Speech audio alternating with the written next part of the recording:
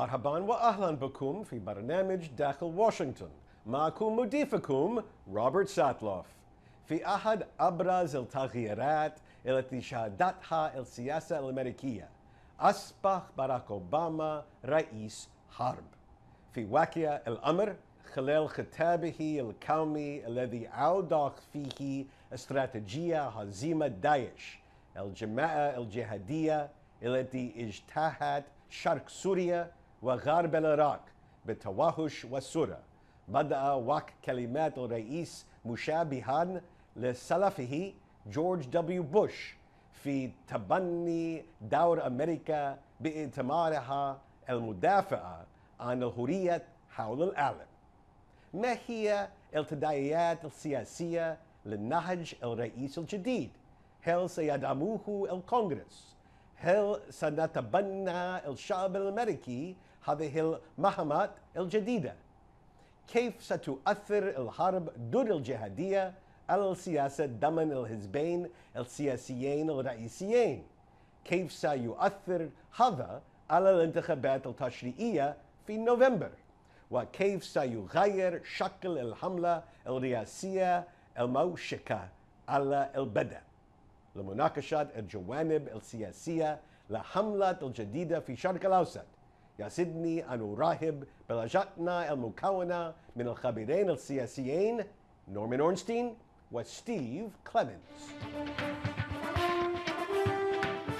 Welcome back to Dakhil, Washington. I'm sitting here with my panel of political experts, Norm Ornstein and Steve Clemens. Thank you, gentlemen, for joining me. Great to be here. So in a stunning reversal, the president has shifted virtually 180 degrees from saying, no, no, no, I'm going to stay out of this Middle East conflict to the extent that I can, to now, well, almost embracing it and almost embracing the idea of American exceptionalism and America's leadership in the pursuit of freedom. Why? Well, What happened? I would say he shifted 90 degrees, because I'd say there's a difference between what you're hearing from the president in terms of resolve to destroy ISIS, to bring together an alliance and to deliver a definitive end to this mess, and what will actually deliver in terms of firepower and kind of, because a lot of the things that he might do, whether it's drone attacks, aerial bombardment, are a little bit along the lines of what we've already been doing. So if you package some of the things we've been doing and you put kind of a nice bow on it, it looks like 180 degrees, but I think it's probably 90 degrees. In a word, beheading. Once we had 2 Americans beheaded in a gruesome fashion and with video, it changed the whole context of American politics, and it changed the focus of the threat that ISIS represents, or at least what Americans believe that threat is. And in a way, it also moved public opinion from a great reluctance to get involved anymore. The war weariness after Iraq and Afghanistan has been very, very substantial. It's different now, and I think to some degree, the president had to respond to what is a real shift in the way the public looks at this threat, and perhaps what he sees as the threat as well. But Norm, as horrible as the beheadings were, was it really just the barbaric killing of 2 Americans that compelled the president to shift his basic inner feeling that we shouldn't get involved to we should get involved? I think the president still has great misgivings about sending more American troops abroad or getting more deeply involved in military action. I think he was heading in that direction before anyhow. What was happening in Iraq almost forced his hand before that, and he couldn't afford to have Iraq actually descend into something much, much worse. But what happened with the beheadings is it gave a different public coloration, and I think it forced his hand in terms of the speech that he gave on primetime television, not something he does all that often, with a clarity that you don't see very often with a foreign policy that tends to wait to act until you're absolutely sure you have no options. Steve, you wanted to add Well, something? I think there are 2 things that, first I totally agree with Norm that the beheadings made a difference, but also did the English accent and English language of the beheader, and the notion that those people doing bad things exist in our own society and are being transported. So I think it made it much more palpable. I think the other animator for the president may very well have been someone from his own party, Hillary Clinton, who in an interview with Jeffrey Goldberg in The Atlantic basically said that the guiding light of Obama's foreign policy is, not doing anything stupid. And I think that notion that he was slow on Syria, was feckless in other areas, and the irritation with that interview also raised the political stakes of showing that he was going to do something in this case. So let me ask both of you how the president's declaration, not quite a declaration of war, he didn't use that terminology, but about as close as this president comes to that sort of statement, how it plays within the Democratic Party and how it plays within the Republican Party, and then later on we'll get it into how it plays between the two parties. Well, I can start. First, the Democrats. The Democrats are divided, not surprisingly, on this. And what we've seen is that especially Democratic senators who are up for re-election, who are in vulnerable places, were the first ones to come out with some misgivings, wanting to get more clarity on exactly what we're going to do and when we're going to do it. There's a very strong anti-war contingent that remains in the Democratic Party. And that resonates out there with an awful lot of people. At the same time, those who are involved or engaged at all in foreign policy are very much supportive of him and behind him. I just make one note on the Republicans because I think it's kind of amusing in a sense. There's a strong, almost isolationist wing, the Rand Paul wing of the Republican Party. But even stronger than that for Republicans is if Barack Obama is for it, we're against it. And the sense that they've had that Obama was feckless and not willing to get engaged has taken even the Rand Pauls to the other side, which is let's bomb them back into the Stone Age. I largely agree that with Norm. I think that Rand Paul has been trying to position himself as the new Nixonian realist that can weigh different equities that America has in the region, not make false choice between the Israelis and the Arabs in that conflict, or between the Saudis and other sides, and then trying to position whether he succeeds or not is something else. But he's been trying to position them in contrast to, say, neoconservative interventionism. And in the Democrats, you have both liberal interventionists who think we're way overdue in doing something versus those like Tim Kaine that are both worried about getting American forces trapped and containing American power into sort of another tar pit again, at the same time stepping back and saying there's also a balance of powers question here about congressional support for the war, which leaders in both parties are calling for, but people like Tim Kaine and some of the leading Democrats worried about this are the ones trying to force the White House's hand more, and the White House is saying we really don't want to go down that route. We tried that with Syria and it blew up in our face. And so right now there's this, you may find this devolve politically, not into the question of fighting ISIS, but rather into the question of who has authority to do what. Well, the president is operating, he says, under the original 2001 September 11th authorization for the use of force. We're now 13 years later. This is not Afghanistan. This is not the Taliban. This is not Al-Qaeda. How do you think that flies politically?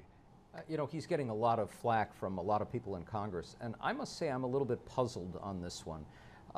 I was shocked when the president decided that he would seek authority from Congress to use force in Syria. I mean, a year ago. A year ago.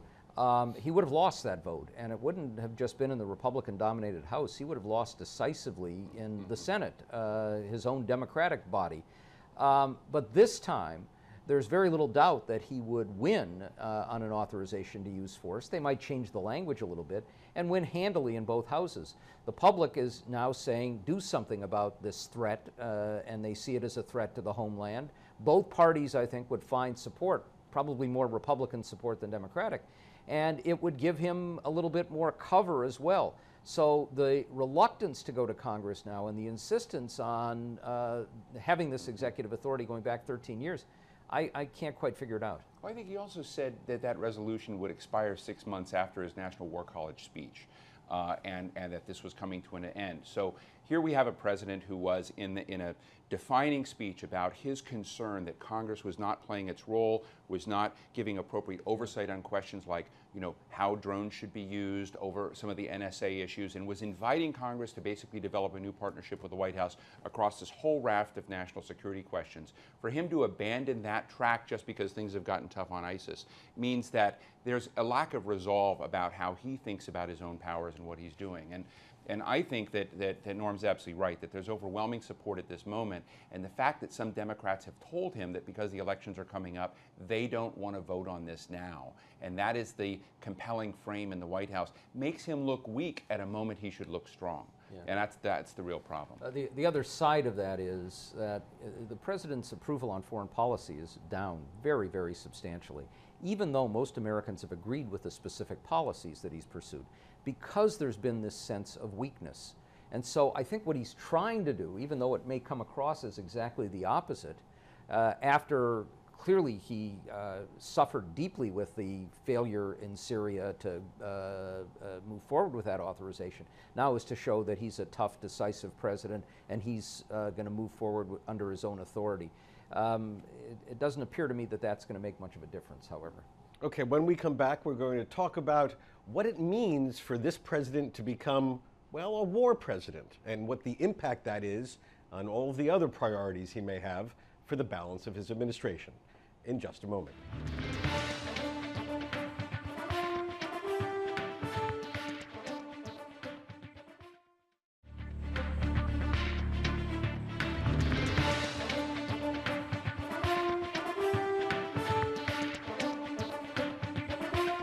Again, my panel of political experts includes Norm Ornstein. Norm is a resident scholar at the American Enterprise Institute, an election analyst for CBS News, and a weekly columnist for Roll Call newspaper. His written work includes The Permanent Campaign and Its Future and The Broken Branch, How Congress is Failing America and What Can Be Done About It. Of course, his new book is It's Even Worse Than It Looks, How the American Constitutional System Collided with the New Politics of Extremism. Sitting to Norm's left is Steve Clemons. Steve is the Washington editor-at-large for The Atlantic and editor of Atlantic Live. He is also a senior fellow and founder of the American Strategy Program at the New America Foundation, a major think tank here in Washington, where he previously served as executive vice president.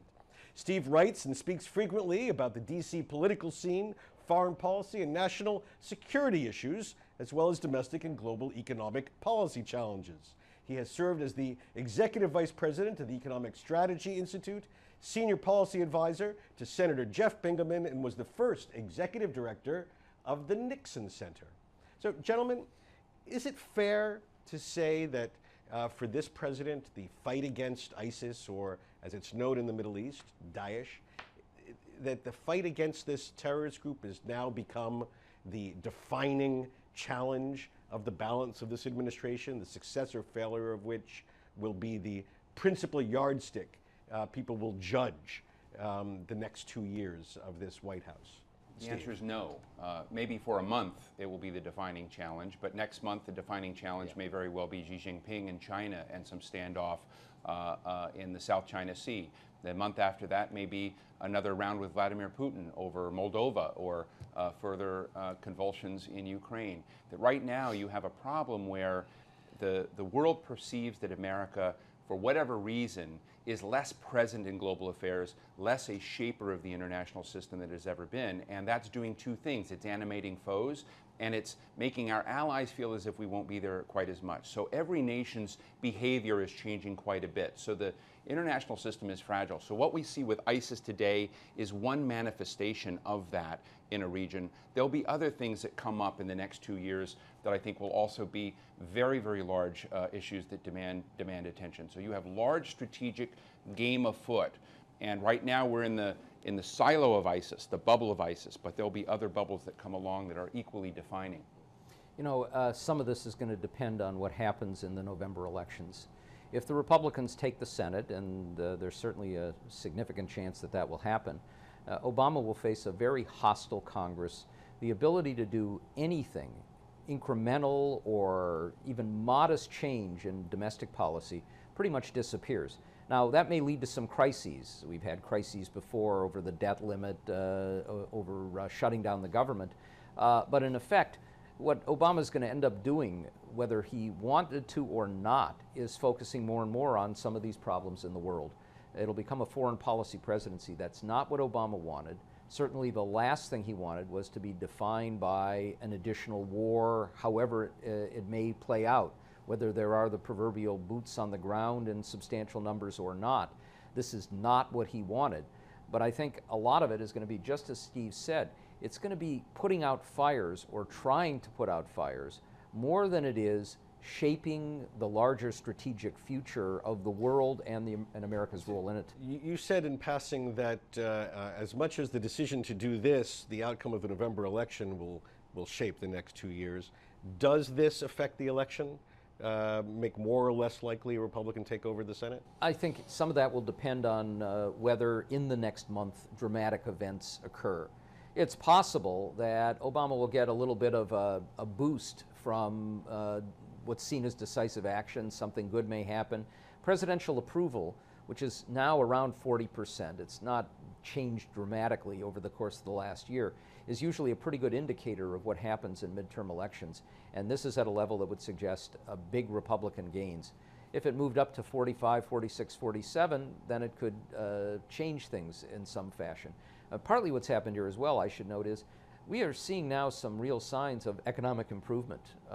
Just now we had a sharp boost in retail sales, which suggests that the employment numbers actually are much better. We're really starting to see an economic recovery.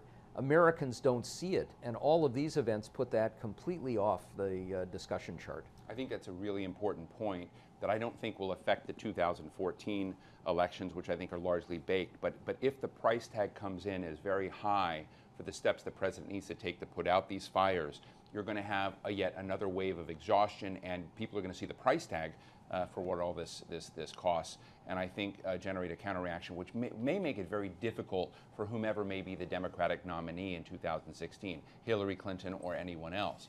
And I think that's an interesting dynamic that could be hatched. Remember, the president's what he wanted to be the defining legacy is the Asia pivot.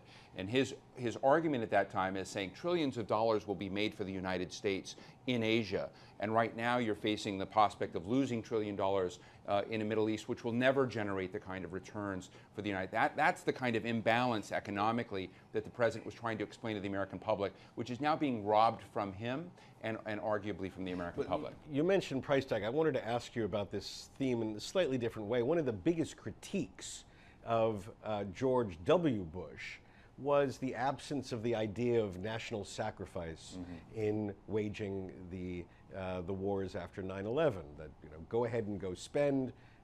We can go and have the printing presses fight the war. One didn't get a sense, any reference to this idea of national sacrifice and what the president said in announcing this new strategy. Do you think that perhaps after the election, he will come around to this theme, that this is going to require everyone to play a role, including a sense of national sacrifice?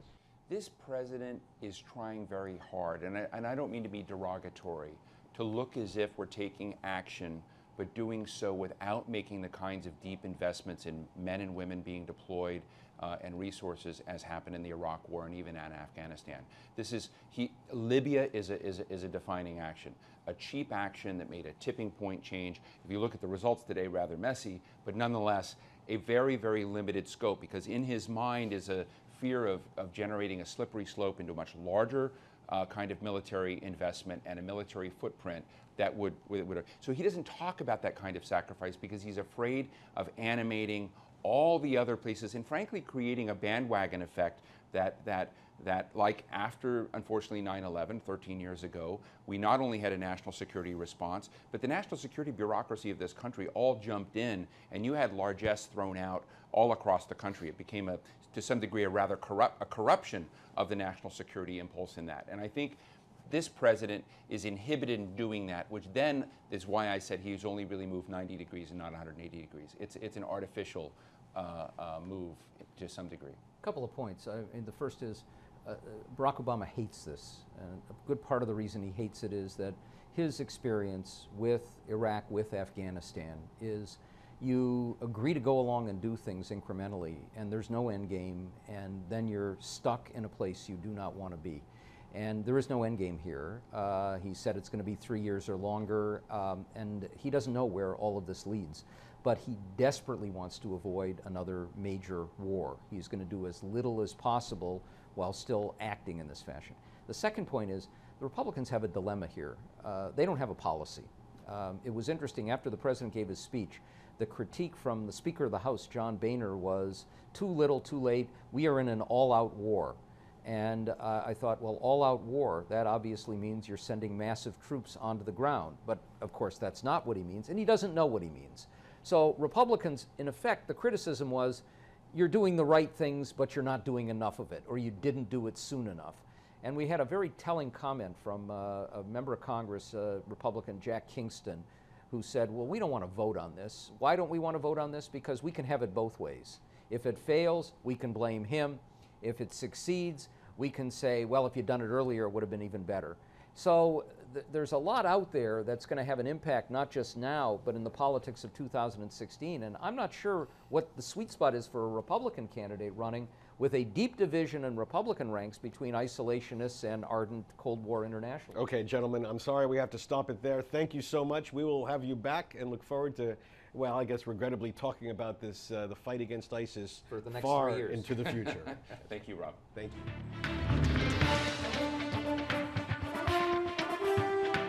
بهذا نصل إلى نهاية هذه الحلقة من برنامج داخل واشنطن. إذا كانت لديكم أي استفسارات أو تعليقات حول هذه الحلقة وخاصة حول التداعيات السياسية لقتال داعش، أرجو أن تتصلوا بي مباشرة على عنوان البريد الإلكتروني التالي insidewashington@elkhura.com. معكم روبرت ساتلوف، شكرا لكم وإلى اللقاء.